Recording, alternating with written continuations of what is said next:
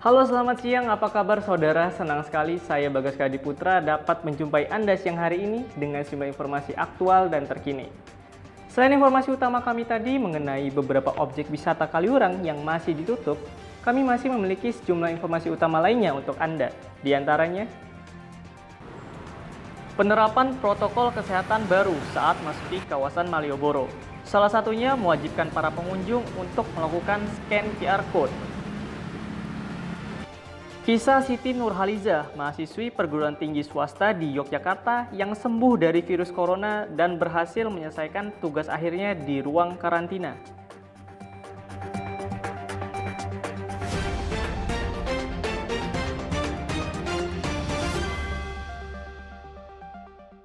Kita ke informasi pertama, saudara. Dengan meluasnya penyebaran virus corona di Indonesia sejak bulan Maret yang lalu, pemerintah Provinsi Daerah Istimewa Yogyakarta menghimbau masyarakat untuk tetap di rumah saja. Hal ini mengakibatkan sejumlah tempat wisata di kawasan Gunung Merapi harus tutup sementara hingga waktu yang belum ditentukan. Meski Pemkot Yogyakarta tengah menerapkan masa transisi menuju new normal, beberapa destinasi wisata seperti agrowisata Bumi Merapi, Museum Geologi Gunung Merapi, hingga Taman Kaliurang belum diizinkan untuk beroperasi. Akibatnya, destinasi wisata yang tak pernah sepi dari pengunjung ini sudah tutup dan tak beroperasi sejak 3 bulan lalu dikarenakan pandemi virus corona. Meski begitu, saat ditemui di kantornya, Kepala Seksi Umum PT Anindya Mitra Internasional yang bertanggung jawab atas Taman Kaliurang, Ririn, pihaknya akan menyediakan sejumlah fasilitas seperti wadah cuci tangan, pembuatan banner himbauan pencegahan corona, pembatas antrian loket, serta himbauan penggunaan masker bagi pengunjung wisata. Ririn menambahkan pihaknya menerima dengan baik kebijakan pemerintah untuk membuka kembali destinasi wisata dan akan tetap menerapkan standar protokol kesehatan yang ketat. Tempat wisata akan kembali dibuka dengan melihat situasi dan kondisi yang ada serta mengikuti anjuran dari pemerintah. Sementara itu dari kota Yogyakarta, saudara. Pasar tradisional kini menjadi klaster baru penyebaran virus corona. Semenjak adanya beberapa kasus yang terjadi di wilayah Indonesia, khususnya wilayah Yogyakarta, menjadikan adanya dilema tersendiri akan penerapan new normal. Lalu, bagaimana persiapan pasar tradisional dalam menghadapi era new normal ini? Dan sejauh mana upaya pemerintah dalam mencegah penyebaran virus COVID-19? Berikut informasi selengkapnya untuk Anda. Pasar tradisional sekarang ini tengah berbenah untuk menghadapi masa transisi menuju new normal. Mulai dari penataan pedagang luberan hingga mengatur alur pengunjung di dalam pasar. Namun, di tengah masa pandemi ini, geliat ekonomi diharapkan tetap sejalan dengan penerapan protokol kesehatan. Seperti aktivitas perdagangan di Pasar Demangan yang sudah mulai disesaki oleh para warga. Nampak sudah banyak orang yang mematuhi protokol kesehatan. Namun, ada juga yang mengabaikan himbauan yang sudah ada seperti berkerumunan dan tidak menggunakan masker. Menurut pantauan kami, sejumlah fasilitas seperti tempat cuci tangan juga sudah tersedia dan digunakan dengan baik oleh para pengunjung. Dan kali ini, kami berkesempatan untuk mewawancarai salah satu pedagang ikan di Pasar Demangan mengenai protokol kesehatan dan kesiapannya dalam menghadapi new normal. Seperti itu. Enggak juga ya. Alhamdulillah udah pada sadar sih masyarakatnya. Ya kadang ada aja sih 1-2 gitu, tapi kan enggak sesulit gitu. Jadi udah pada ngerti. Tuti juga mengatakan bahwa adanya tindakan pengawasan dan himbauan dari dinas agar aktivitas antara para penjual dan pembeli menjadi lebih terkoordinir dan sesuai dengan protokol kesehatan. Kalau yang sebelum new normal itu kan biasa cuman itu aja ya, sesuai dengan peraturan itu ya harus pakai pemerintah harus pakai masker segala macam, itu jaga jarak gitu. Itu bahkan dari dinas itu setiap hari itu ada yang jaga gitu. Jadi ya untuk ngingetin para penjual, para pembeli gitu. Sementara itu, Pada tanggal 15 Mei lalu, Dinas Perindustrian dan Perdagangan Kota Jogja meliburkan Pasar Demangan untuk disterilisasi guna mengantisipasi penyebaran COVID-19 di lingkungan pasar. Iya, emang itu berlaku sampai pernah itu di total libur untuk disinfektan. Itu pernah, jadi sebelumnya itu kan jadi cuman di batas jam berapa, terus ada juga pernah itu sampai total nggak boleh jualan semua. Ya kembali semula aja gitu kayak yang sebelum pasca ini, pasca COVID ini, jadi normal gitu. Dengan meningkatkan kedisiplinan masyarakat dalam melaksanakan protokol kesehatan dan juga pengawasan dari pemerintah, diharapkan hal ini dapat menekankan angka penyebaran COVID-19. Dari Yogyakarta, Maisin Alfiolita, Yuni Anjarwati, Top News melaporkan. Beralih ke berita selanjutnya, saudara. Protokol kesehatan ketat diberlakukan di kawasan Malioboro. Setiap pengunjung akan diperiksa suhu tubuhnya serta diwajibkan untuk mengenakan masker dan melakukan scan QR Code atau registrasi digital. Kondisi terkini mengenai kawasan Malioboro akan dilaporkan langsung oleh jurnalis Top News Yuni Anjarwati. Yuni, selamat siang. Di tengah pandemi ini dan adanya protokol kesehatan di sana, bagaimana kondisi terkini dan jumlah kunjungan ke Malioboro? Ya, selamat siang Bagas dan juga pemirsa. Sekarang saya sudah berada di kawasan Malioboro dan seperti yang nampak di layar kaca Anda bahwa kondisi terkini di kawasan Malioboro terpantau ramai lancar pada hari ini. Dan terkait dengan kunjungan ke kawasan Malioboro sendiri tentu sangat berbeda saat terjadi dan sebelum terjadi COVID-19 ini. Dan menurut pantauan kami, jumlah orang maupun kendaraan yang memasuki kawasan Malioboro sendiri terlihat cukup relatif banyak. Situasi yang sedikit berbeda nampak sebelum Anda memasuki kawasan Malioboro, yaitu terdapat adanya pos penjagaan dari tim gugus tugas penanganan COVID-19 dari pemerintah kota Yogyakarta sendiri. Nampak di belakang saya terdapat beberapa petugas yang sedang mengukur suhu tubuh dan juga mewanti-wanti para pengunjung untuk selalu menggunakan masker. Tidak lupa para petugas selalu menganjurkan dan mewajibkan para pengunjung untuk mengunduh aplikasi dan juga QR Code saat akan memasuki kawasan Malioboro. Demikian Bagas. Baik, terkait adanya scan QR Code ini, apa yang masyarakat perlu ketahui apabila ingin berkunjung ke Malioboro? Ya, Bagas, apabila Anda ingin memasuki kawasan Malioboro, Anda diwajibkan untuk mengunduh aplikasi yang ada di Play Store dan nantinya akan langsung diarahkan oleh para petugas dari tim gugus tugas penanganan COVID-19 pemerintah kota Yogyakarta. Dan registrasi digital ini sejatinya untuk melakukan pendataan bagi mereka yang memasuki kawasan Malioboro terkait dengan pandemi virus corona saat ini. Jadi mungkin mereka yang tercatat sebagai ODP maupun PDP yang berkeliaran di kawasan Malioboro dapat langsung terlacak oleh tim tugas. Maksud kami tim gugus tugas penanganan COVID-19 pemerintah kota Yogyakarta. Dan bagi Anda yang memiliki smartphone namun tidak support dengan aplikasi ini, Anda bisa melakukannya Anda bisa melakukan registrasi secara berkelompok. Misalnya mereka yang berlima, Anda bisa melakukan registrasi cukup dengan 1 orang saja. Dan demikian laporan dari Yogyakarta, Yuni Anjarwati, Maisin Alfiolita melaporkan untuk Top News. Kembali ke studio, Bagas. Jadi ada pemanfaatan teknologi untuk mencegah penyebaran virus COVID-19 di kawasan Malioboro, begitu ya? Baik, terima kasih Yuni Anjarwati atas laporan langsungnya dari kawasan Malioboro, Yogyakarta. Dan sesaat lagi pemirsa, kisah Siti Nurhaliza, mahasiswi perguruan tinggi swasta di Yogyakarta yang sembuh dari virus corona, akan kami sajikan sebentar lagi untuk Anda.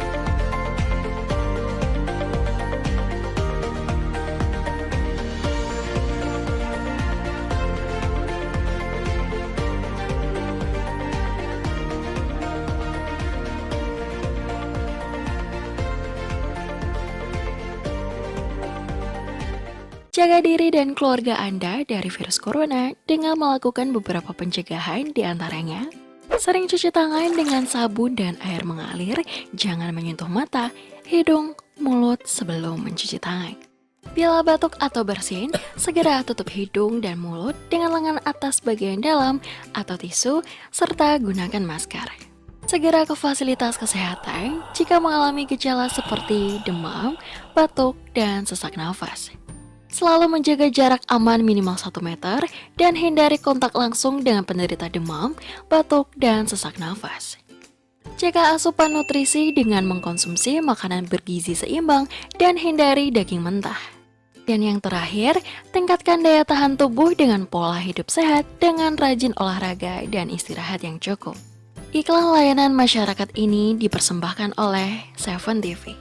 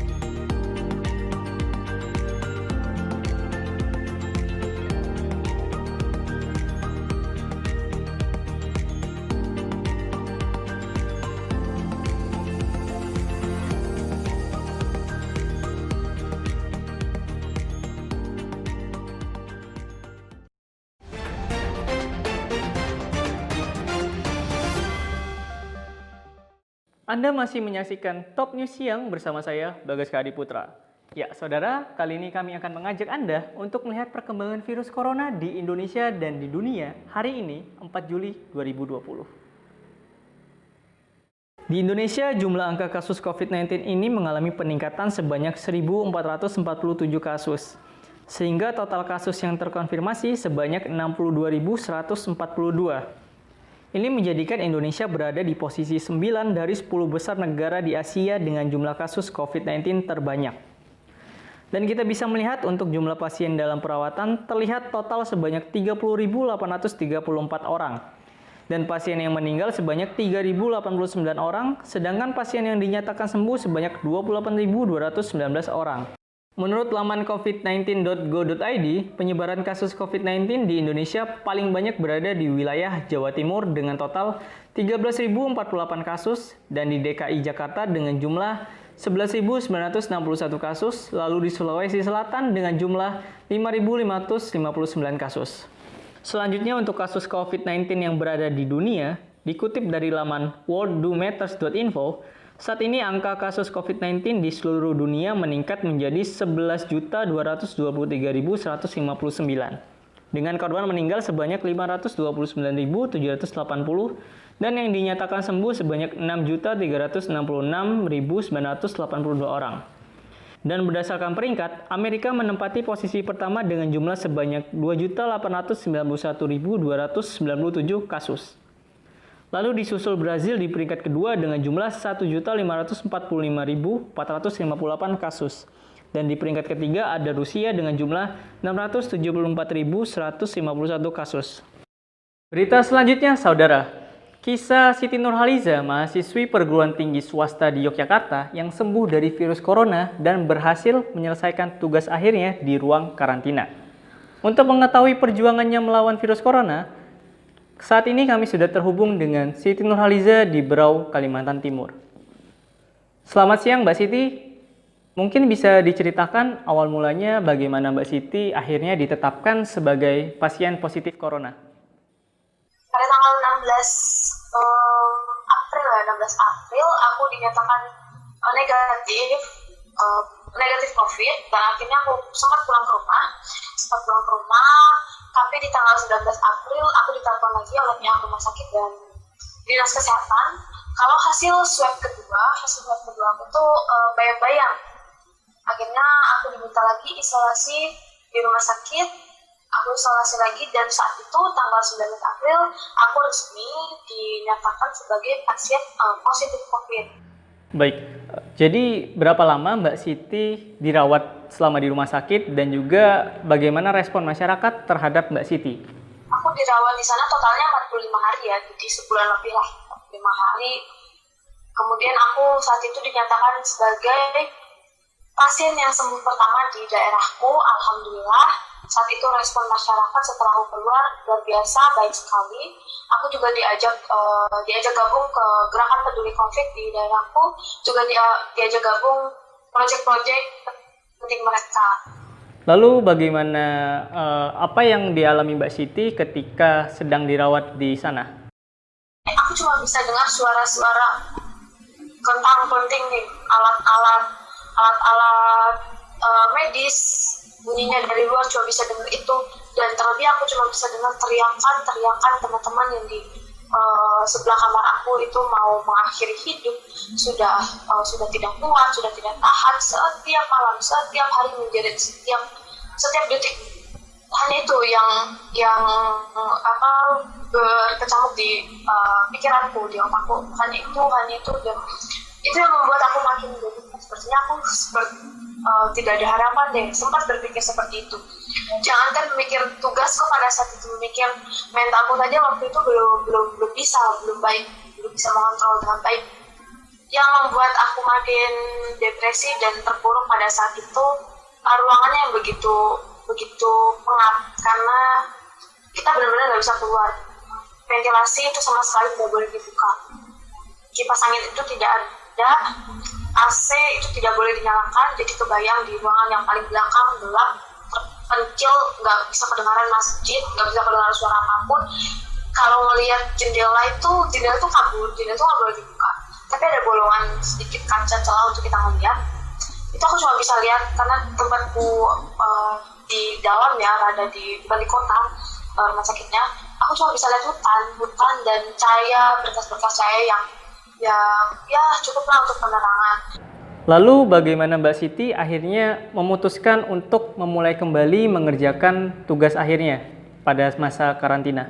Nah, ada satu yang membuat aku atau ibaratnya titik balik aku menjadi semangat lagi.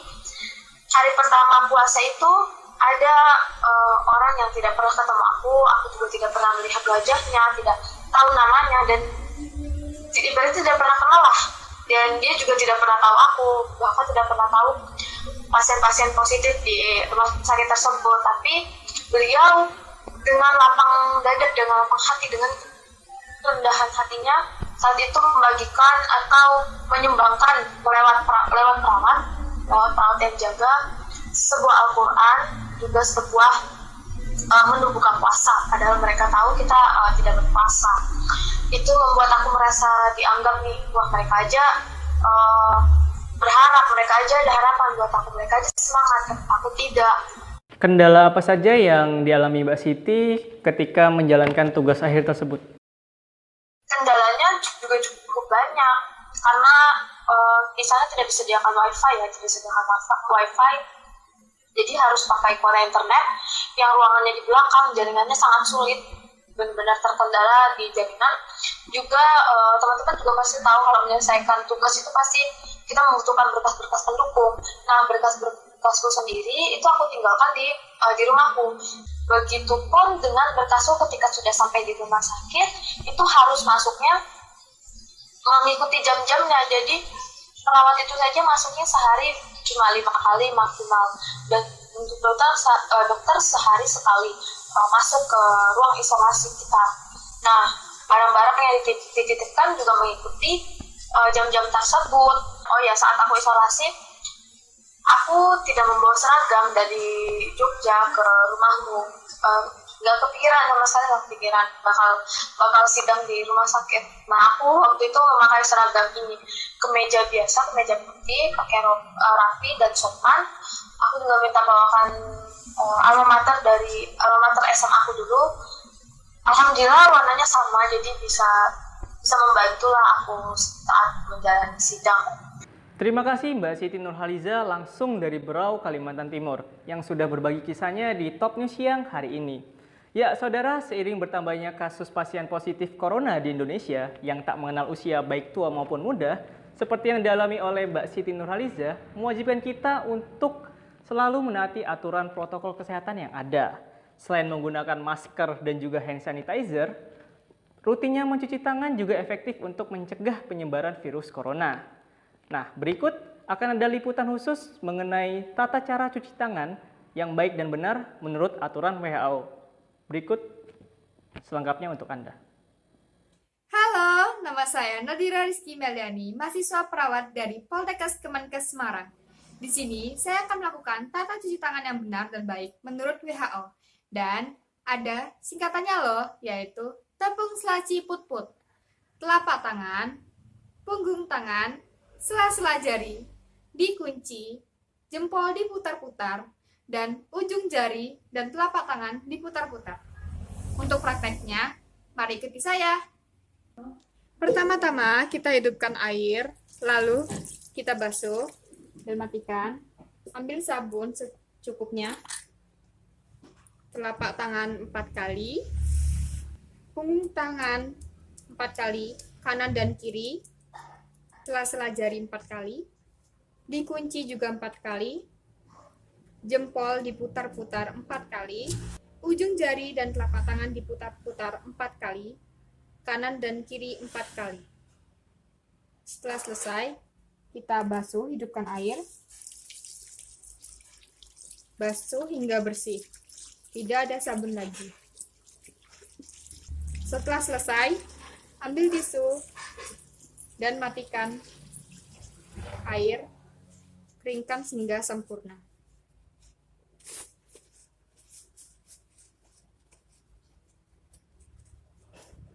Nah, pada masa pandemi kayak gini, wajib banget nih cuci tangan, karena bisa menjaga kesehatan kita.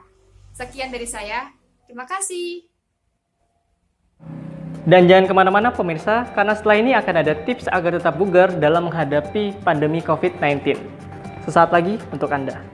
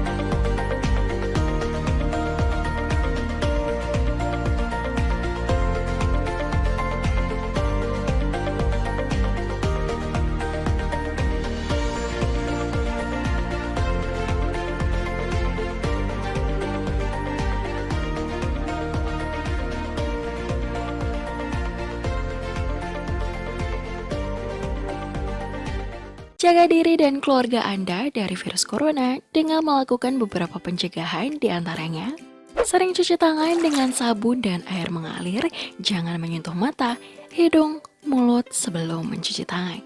Bila batuk atau bersin, segera tutup hidung dan mulut dengan lengan atas bagian dalam atau tisu, serta gunakan masker. Segera ke fasilitas kesehatan jika mengalami gejala seperti demam, batuk, dan sesak nafas. Selalu menjaga jarak aman minimal 1 meter dan hindari kontak langsung dengan penderita demam, batuk, dan sesak nafas. Jaga asupan nutrisi dengan mengkonsumsi makanan bergizi seimbang dan hindari daging mentah. Dan yang terakhir, tingkatkan daya tahan tubuh dengan pola hidup sehat dengan rajin olahraga dan istirahat yang cukup. Iklan layanan masyarakat ini dipersembahkan oleh Seven TV.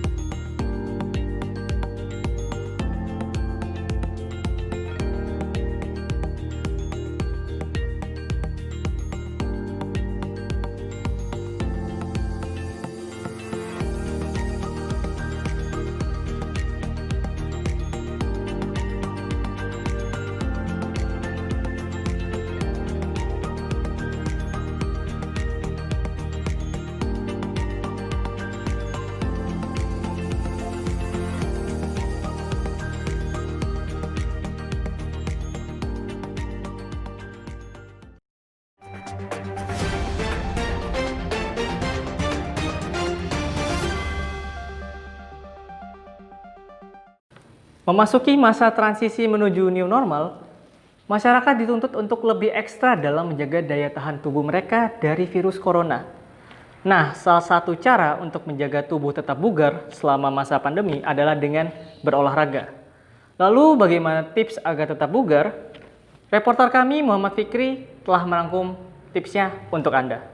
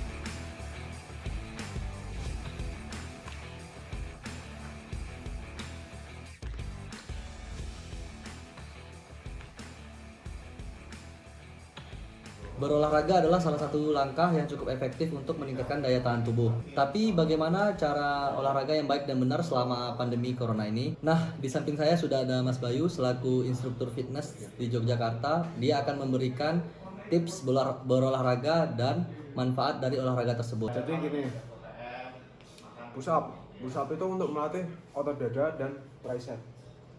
Nah, selain itu di gerak-gerakan yang saya berikan dalam video tersebut itu kebanyakan untuk kardio, untuk melatih ketahanan jantung.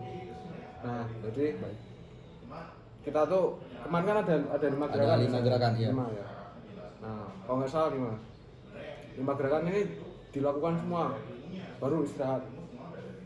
Misalnya 5 gerakan ini lakuin semua ya, lalu istirahat, lalu lakuin lagi, lalu istirahat lagi, lakuin lagi, istirahat lagi sampai sebanyak 3-4 kali putaran untuk melatih detak jantung dan pembakaran lemak. Itu sangat bagus itu untuk pembakaran lemak dan melatih detak jantung gitu, Mas. Oke. Selain berolahraga, ada nggak sih tips agar tetap bugar, Mas Bayu? Banyak itu, Mas. Jadi ada 3 ya. Yang pertama, pola istirahat harus dijaga. Kita nggak boleh begadang, nggak boleh tidur kurang dari 8 jam. Terus yang kedua, kita harus menjaga pola makan. Yang ketiga, kita harus tetap berolahraga. Yang seperti tadi yang saya jelaskan. Oh, berarti yang pertama itu pola tidur ya, Mas ya? Yang kedua pola makan. Betul. Terus yang ketiga tetap berolahraga. Ya, betul. Nah, itu tadi tips tetap bugar dari Mas Bayu. Terima kasih Mas Bayu telah sharing bersama kita tentang menjaga daya tahan tubuh selama virus corona ini. Dari Yogyakarta, Muhammad Fikri melaporkan untuk Top News.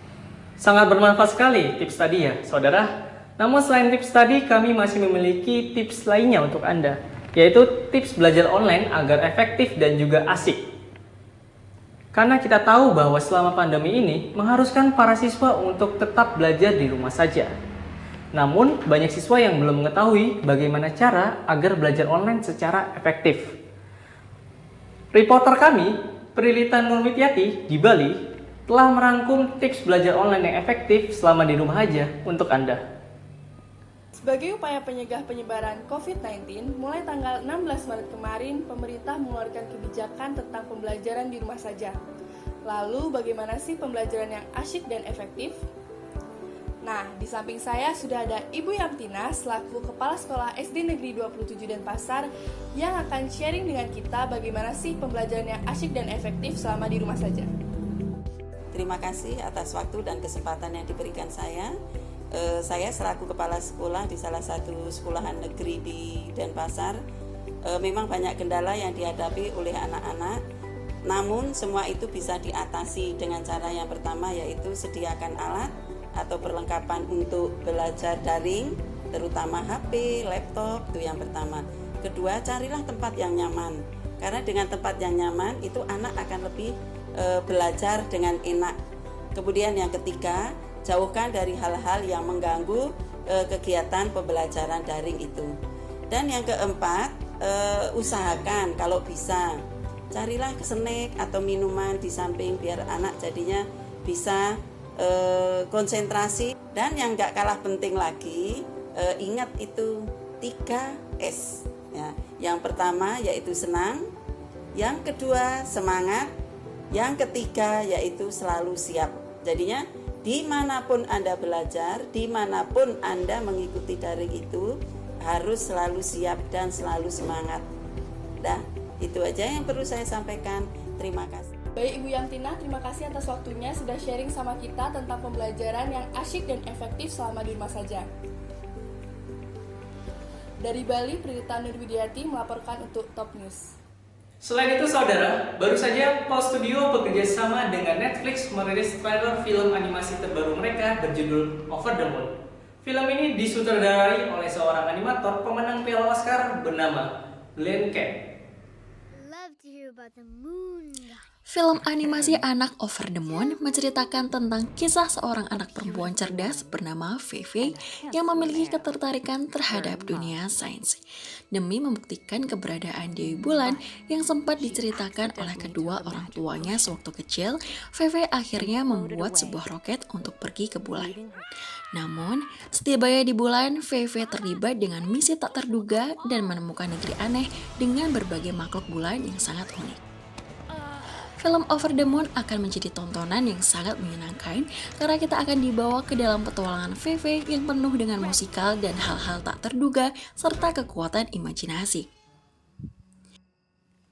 Selain menjadi tontonan yang seru, film Over the Moon bisa mengajarkan anak-anak untuk berani bereksplorasi.